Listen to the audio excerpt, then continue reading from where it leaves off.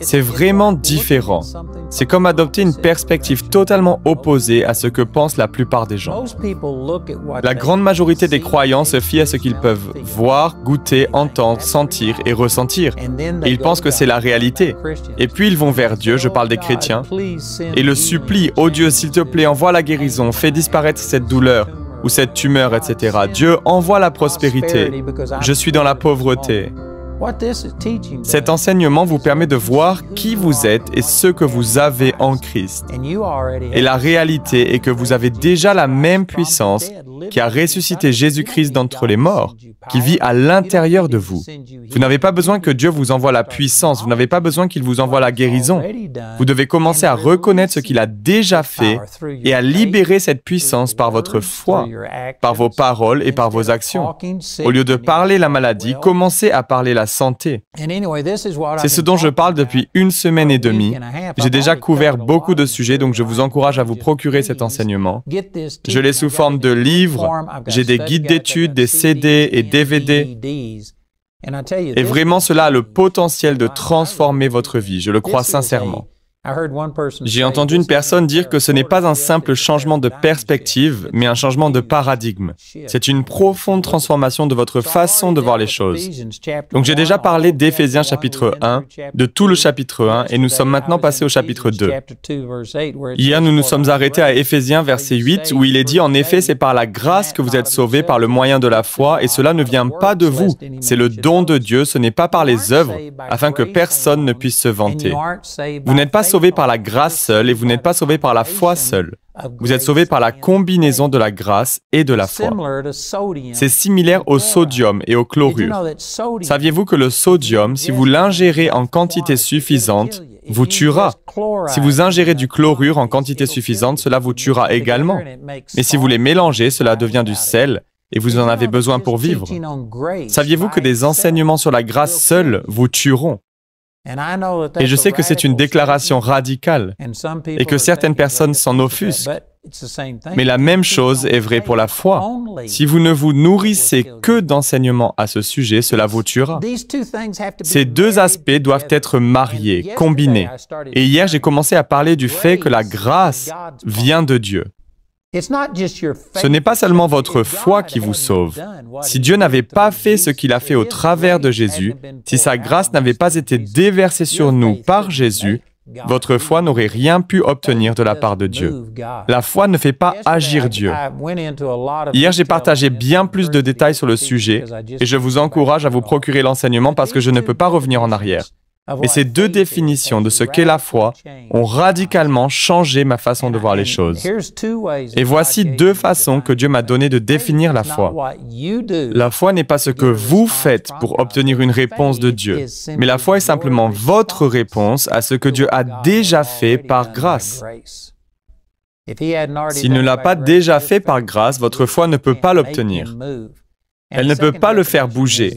Et une deuxième définition est que la foi s'approprie simplement ce que Dieu a déjà pourvu par grâce. Si Dieu n'a pas pourvu à une chose par grâce, notre foi ne peut pas se l'approprier. Si vous comprenez ce que je dis, alors vous comprenez que la foi n'est pas une œuvre.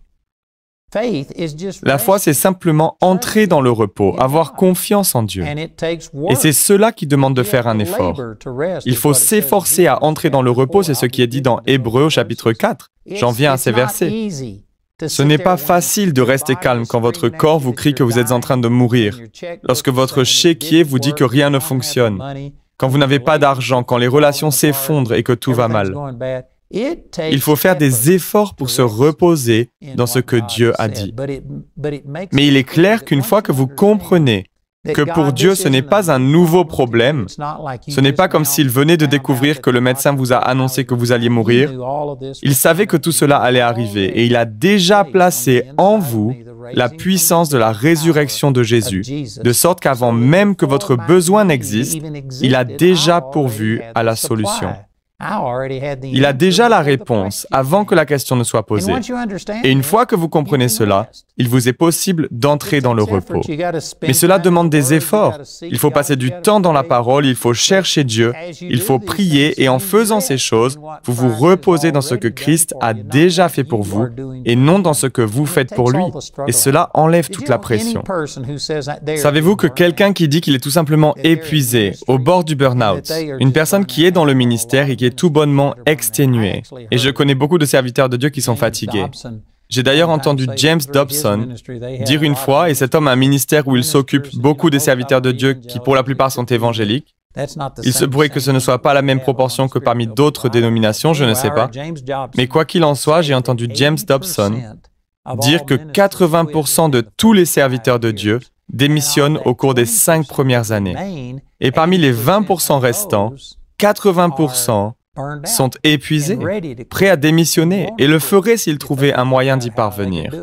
Cela signifie donc qu'un très faible pourcentage, certainement autour de 4 ou 5% des serviteurs de Dieu, ne sont pas au bord du burn-out. Et comment quelqu'un en arrive-t-il là? En s'évertuant à plaire à Dieu et en pensant devoir faire quelque chose pour que Dieu réponde. Et beaucoup sont sur ce tapis roulant à essayer de faire toutes ces choses et de mériter les bénédictions de Dieu, au lieu de comprendre qu'elles ont déjà été données. Dieu, tu l'as déjà fait, et quoi que tu m'aies appelé à faire, tu m'as déjà donné l'onction qu'il faut. Tu as déjà tout prévu.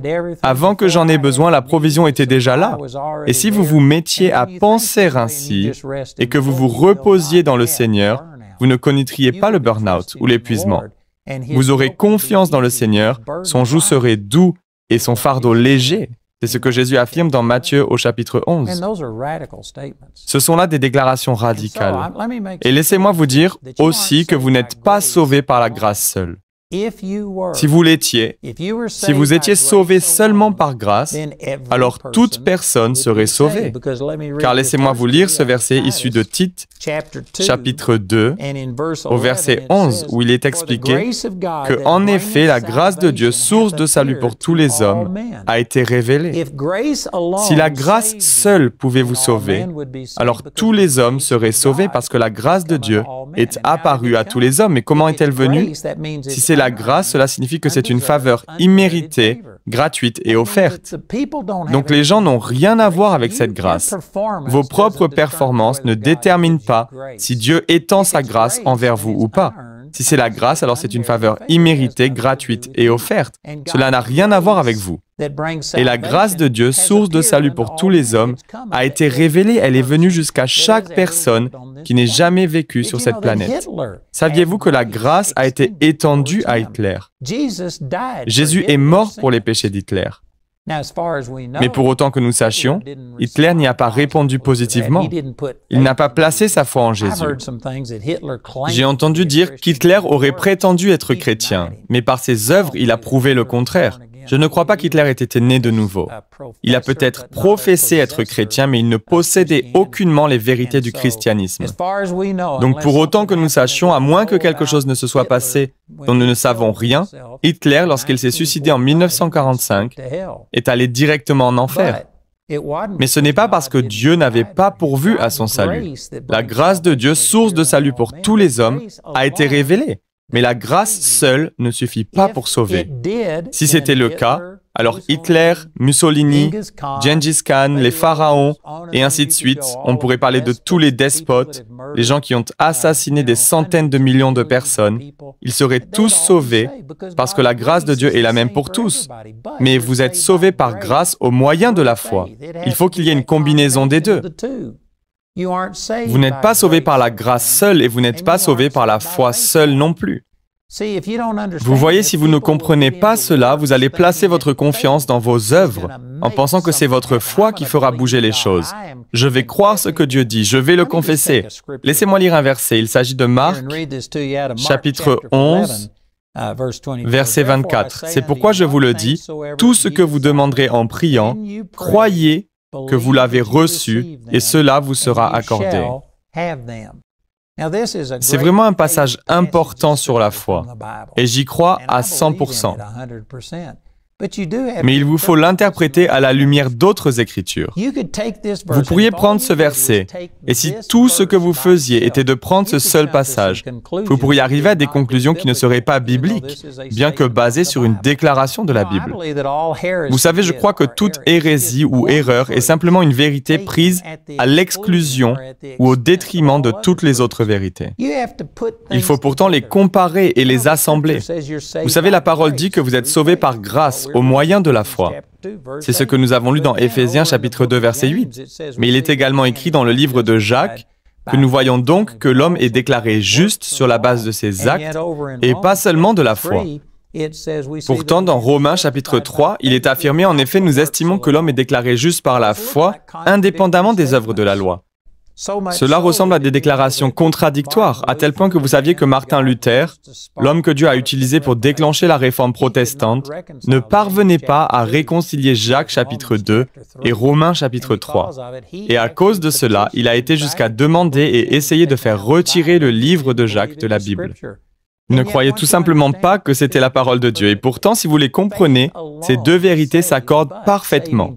La foi seule sauve, mais la foi qui sauve n'est jamais seule. Si vous croyez vraiment quelque chose, vous agirez en conséquence. Il est expliqué dans Jacques au chapitre 2 que la foi sans les œuvres est morte. Si vous n'agissez pas en fonction de votre foi, alors ce n'est pas une vraie foi biblique. La foi est donc toujours suivie d'action. Jacques chapitre 2 nous montre qu'une foi qui n'est pas assez profonde, assez sincère pour vous faire agir en conséquence, n'est pas une vraie foi biblique. Et cela ne contredit aucunement Romains chapitre 3, qui affirme qu'un homme est justifié par la foi sans les œuvres de la loi. Vous n'avez pas à accomplir les actes exigés par la loi. Vous n'avez pas à mériter le salut, mais il vous faut agir par la foi. Il existe des œuvres de foi. Dans 1 Thessaloniciens chapitre 1 au verset 3, Paul parle du fait qu'ils se rappellent de l'œuvre de leur foi devant Dieu. Donc il y a des œuvres de la loi que l'on peut appeler le légalisme, où vous essayez de mériter quelque chose, de le gagner, de penser que Dieu agit parce que vous l'avez mérité. Cela finira par vous tuer, cela ne marche pas. Mais il y a aussi des œuvres de la foi, où vous ne faites rien pour obtenir quoi que ce soit de Dieu, mais où ce que vous faites est une réponse à Dieu et à la confiance que vous lui accordez. Vous agissez en accord avec votre foi, avec ce que vous croyez vraiment. C'est pour cela que l'on dit que la foi sans les œuvres est morte. La vraie foi biblique entraîne des actions. Donc voyez-vous, il doit y avoir cet équilibre. Certaines personnes, comme Martin Luther par exemple, ont pensé qu'une des deux affirmations était erronée, mais c'est comme si vous aviez une corde tendue. Si vous vouliez marcher sur une corde tendue, vous devez l'ancrer d'un côté, ensuite tirer dans la direction opposée et créer une tension entre les deux points d'ancrage. C'est seulement alors qu'elle sera à même de supporter votre poids. De même, chaque vérité divine dans la Bible a une vérité opposée en apparence, ou ce qui semble être une contradiction, et pourtant elles ne se contredisent pas, elles s'équilibrent. La foi en ce que Jésus a fait, voilà ce qu'est la grâce. Et tout ce qu'il faut faire pour être sauvé est de placer sa foi dans la grâce de Dieu. Mais si c'est ce que vous croyez vraiment, alors il y aura forcément des actions correspondantes. Une personne qui dit « Oh oui, je crois en Dieu, mais j'ai décidé de vivre comme le diable en personne, de consacrer ma vie à Satan et d'aller à l'encontre de tout ce que Dieu dit. » Eh bien, elle se trompe elle-même. Elle ne me trompe pas, elle ne trompe pas Dieu, la foi sans les œuvres est morte. Ce n'est pas la vraie foi si vous n'agissez pas en conséquence. Ceci dit, vous pouvez tout à fait être en train de grandir. Personne n'arrive instantanément à maturité. Donc vous pourriez avoir à faire face à certaines choses. Il faut un certain temps pour que votre foi change complètement votre vie. Mais je veux dire, si vous n'êtes même pas en train de vous diriger dans cette direction, si vous allez dans la direction opposée, vous vous trompez vous-même. La foi sans les œuvres est morte. Donc, quoi qu'il en soit, ces deux vérités sont complémentaires. Alors, si tout ce que vous faites est de prêcher sur la grâce et que vous n'enseignez pas qu'il doit y avoir une réponse positive de notre part, comme le dit Romains 5:2, nous avons accès par la foi à cette grâce. Donc vous ne pourrez pas accéder à la grâce de Dieu si vous ne croyez pas. Mais le fait de croire n'est pas ce qui fait agir Dieu. La grâce vous a été donnée avant même que vous ne croyiez. La grâce a déjà été révélée à l'humanité, comme le précise Tite 2:11. En effet, la grâce de Dieu, source de salut pour tous les hommes, a été révélée. Mais tous les hommes sont-ils sauvés pour autant? Si c'était seulement la grâce qui sauve, alors oui, tous les hommes seraient sauvés. Mais non, vous êtes sauvés par grâce au moyen de la foi. Il vous faut répondre positivement à la grâce de Dieu. C'est ce qu'est la foi. La foi, ce n'est pas que vous fassiez quelque chose pour que Dieu vous réponde. La foi est votre réponse positive à la grâce. La foi ne s'approprie que ce à quoi Dieu a déjà pourvu par grâce. Je sais que je répète souvent les mêmes choses, mais tout le monde ne regarde pas nos émissions tous les jours. Et honnêtement, ces vérités sont si profondes qu'il faut les méditer, il faut les entendre encore et encore afin de pouvoir s'en saisir. Donc ce verset à nouveau, Marc chapitre 11, verset 24, c'est pourquoi je vous le dis, tout ce que vous demanderez en priant, croyez que vous l'avez reçu, et cela vous sera accordé. Si vous preniez ce verset totalement hors contexte et déconnecté du reste, vous pourriez en conclure que, eh bien, je vais croire que je reçois quand je prie et je vais obtenir ce que je veux. Donc je vais confesser que je vais braquer une banque et qu'ils ne m'attraperont pas. Je m'en sortirai avec 1 million d'euros parce que je base ma foi sur Marc 11, 24. Je confesse de ma bouche et je crois dans mon cœur qu'ils ne m'attraperont pas. Vous savez pourquoi cela ne fonctionnera pas? Parce que Dieu, par grâce, dans son expiation, n'a pas pourvu au vol. La foi ne s'approprie que ce que Dieu a déjà donné. Dieu n'a pas pourvu pour que vous puissiez voler, tuer et vous en tirer à bon compte. Donc vous ne pouvez pas utiliser Marc 11, 24 ou tout autre verset pour dire « je vais faire en sorte que cela arrive par ma foi ». Et pourtant, ces versets disent bien que vous pouvez avoir tout ce que vous désirez quand vous priez, tout ce que vous voulez. Braquer une banque n'est-il pas inclus dans le mot « tout » ? Le meurtre, le mensonge et le vol ne font-ils pas partie de ce tout? Eh bien oui, mais il y a un juste milieu, un équilibre, car votre foi ne peut s'approprier que ce à quoi Dieu a déjà pourvu. Dieu n'a pas pourvu au meurtre, au mensonge et au vol dans son expiation. J'ai entendu une histoire sur Kenneth Copeland à ce sujet, et Kenneth m'a dit qu'il regardait parfois mon émission, donc je vais faire attention et m'excuser en avance si tous les détails ne sont pas corrects. Mais un de mes amis, Joe Ney, qui voyageait avec Kenneth Copeland, m'a dit qu'il y avait une femme à Arlington, au Texas, qui avait une école biblique et qu'elle enseignait sur ce verset exact. Que vous pouvez avoir tout ce que vous désirez. Et cette femme désirait être l'épouse de Kenneth Copeland. Donc elle s'est tenue sur Marc 11, 24. Ils ont fait une cérémonie de mariage où en esprit, bien sûr Kenneth n'était pas là, mais en esprit, elle a épousé Kenneth et elle s'est servie de Marc 11, 24 afin de revendiquer Kenneth et de l'avoir pour mari. Le vrai problème dans cette histoire est que Kenneth est marié à Gloria Copeland. Et pour régler ce problème, cette femme a tout simplement parlé et déclaré que Gloria allait mourir et s'écarter du chemin pour qu'elle puisse épouser Kenneth Copeland. Bien sûr, la plupart d'entre vous qui suivez ce programme, vous savez que ça n'est vraiment pas bien. Mais pourquoi n'est-ce pas juste? N'est-il pas question de tout ce que l'on demande? Les gens ne désirent-ils jamais avoir le compagnon ou la compagne d'un autre? Comment se fait-il que vous ne puissiez pas tout simplement revendiquer une personne, ordonner à son conjoint de mourir et de sauter du chemin afin que vous puissiez l'épouser? Pourquoi ne peut-on pas déclarer et obtenir ce genre de choses? La raison pour laquelle cela ne fonctionne pas est que la foi ne s'approprie que ce que Dieu a déjà offert par grâce. Si la grâce n'a pas pourvu à une chose, votre foi ne pourra jamais faire en sorte que Dieu vous la donne. La foi ne fait pas agir Dieu, la foi s'approprie simplement ce que Dieu a déjà donné librement par grâce. Et Dieu n'a pas pourvu au meurtre ou à l'adultère lors de l'expiation de Jésus. Par conséquent, vous ne pouvez pas réclamer qu'un homme devienne votre mari et ordonner à sa compagne de mourir, etc. Ce que j'explique ici est vraiment profond. Si vous comprenez cela, votre attitude en sera transformée. Parce qu'encore une fois, la grande majorité des gens que je connais ont entendu beaucoup d'enseignements sur la foi. Et je ne suis certainement pas contre les enseignements sur la foi. Je suis moi-même un enseignant de la foi. Mais la grande majorité des gens pensent que c'est une liste de choses à faire. Je dois confesser telle parole tant de fois. Je dois aller à l'église. Je dois payer ma dîme. Je dois vivre de manière sainte. Je dois faire ceci et cela. Et dans un sens, c'est comme si vous apportiez votre provision. Vous insérez votre pièce dans la fente avant d'actionner la poignée. Et maintenant, Dieu doit pourvoir parce que vous avez fait telle ou telle chose. Seigneur, je donne ma dîme, j'ai fait ceci. Maintenant, c'est à toi d'agir. Non, ce n'est pas une bonne manière de voir les choses. Vos actions ne forcent pas Dieu à faire quoi que ce soit. La foi ne fait que tendre la main et s'approprier ce qui a été donné. Mais s'il s'agit d'une foi sincère, elle sera suivie d'action. Il vous faut aller à l'église, il vous faut étudier la parole, il vous faut payer vos dîmes, il vous faut faire ces choses.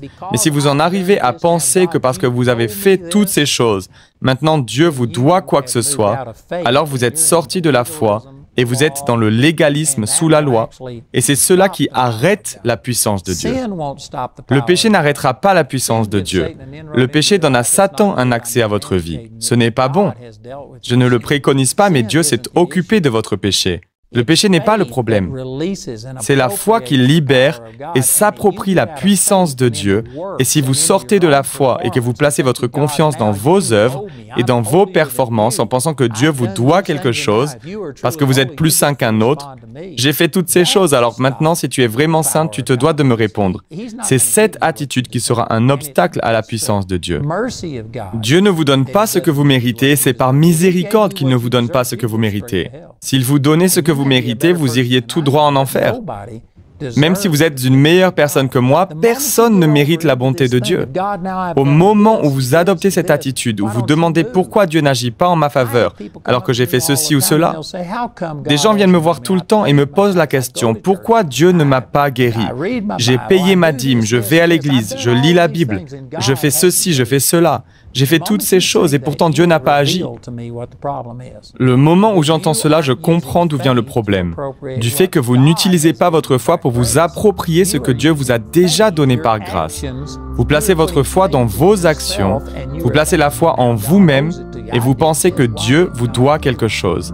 J'ai fait ce qu'il fallait, alors pourquoi Dieu n'a-t-il pas agi? Ce n'est pas comme cela que ça marche. C'est la miséricorde de Dieu qui fait que vous n'obtenez pas ce que vous méritez. Sinon, vous iriez directement en enfer. Ce que je dis est puissant.